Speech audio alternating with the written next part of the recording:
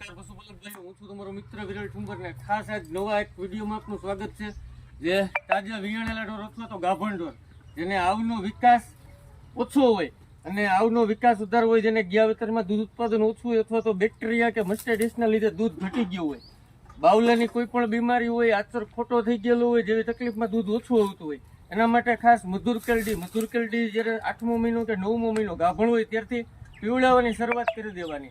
અને વિયાણ પછી દૂધ વધારવા માટે ખાસ જો વિયાણ પહેલાં આપો તો આવનો પાવર લઈ આવવામાં અને દૂધ ઉત્પાદન ને દૂધની ગ્રંથિ વધારવામાં કામ કરે છે.